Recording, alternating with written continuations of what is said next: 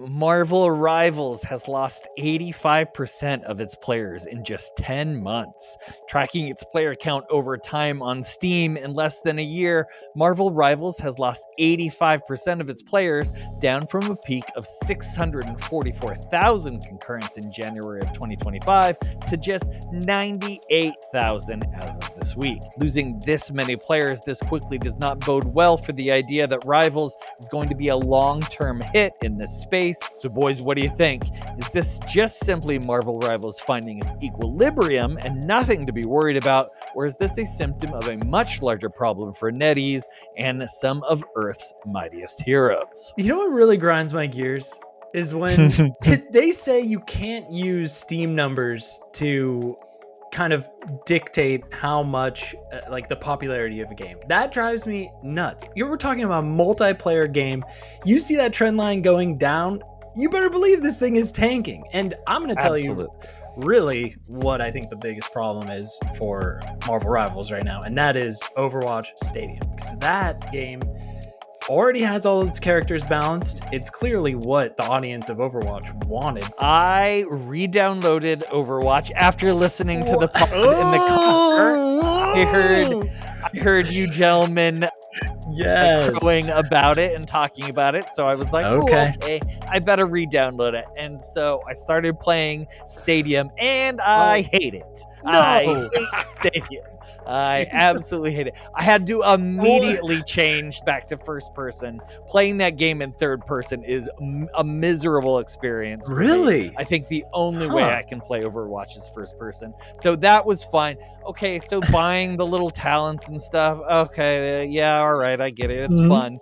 But the time it takes to do it, that like minute that they give you to look at all those things, no, I need to jump in. I need to play. I don't want to just sit there and look at numbers all day in this game. I want to get in and I want to shoot some dudes in the face with Junkrats, little blow up balls. That's what I want to do.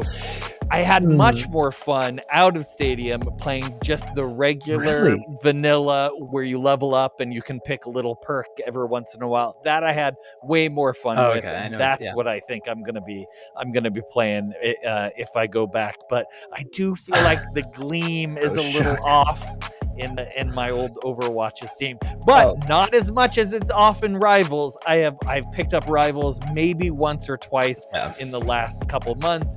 I am one of those people that have completely dropped off in playing that game. I still think it's fun. I just don't want to play it anymore, and I'm not really that interested in playing it any longer, unfortunately. What is about that makes you not interested in it for Marvel Rivals on both of you? Because I don't play either one of these games, and I'm just curious. For me, it was unbalanced. That game is unbalanced, and they've made it clear they're not going to like balance the game. I think that was that you telling me that, Maulding? It was they officially said that they were like, balancing these characters is not our priority. And which is crazy because there are characters in the game that will just end you immediately, completely unfairly. Like they'll just get to where you are and ult, and then you're just dead. This stuff is beyond sweaty. It's crazy. Rivals was sweaty. If you're a healer in the backline and you have nobody protecting you, Iron Fist will come right in and just pummel you to death. Yeah, Spider-Man's all over the place. There's no so balance. Is it other modes? Is it the DLC? Is it the money grabbing characters? What else was wrong with this game? I was really kind of disgusted when I came. Not disgusted. That's a little strong. When I came back in and there was this end screen of just tons of different types of currencies that I could not wrap my head around. I understand that they needed to do this because it's a free-to-play game and they got to get their money somewhere, and they are pumping out these new characters constantly. But that end screen, I couldn't understand what I was looking at. I didn't know how many currencies I had, what currency bought what. It's just a mess of a menu system too. I just want to jump in. I want to play my favorite character, and I want to shoot some dudes and be done with it. And I know for a business standpoint, they can't have it be that way, but that's what I want out of it. And I would like to add, just because we're on a little rant and I love a good rant. Yeah, rant.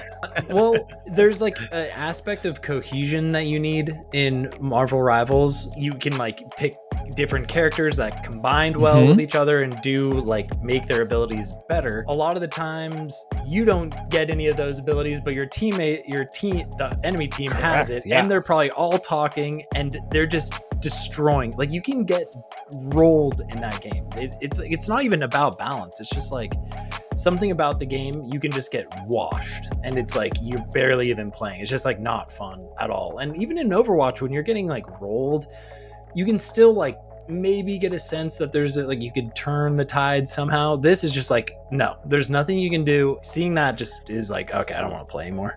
Yeah, for example, in Overwatch, if you have a Widow that is just really destroying you, you can be like, oh, I can switch to Sombra and have a chance to go take care of that Widow. There's that counter picking that I don't really feel exists in Rivals. And also, as far as the community goes, community's fine, but when you're playing the game, I've never played Rivals on mic and had any sort of organization on playing. Same. Whereas I did do that a bunch. I met some really great people and met some friends over Overwatch, teaming up together and being on mic, and that's just not something you see in Rivals at all.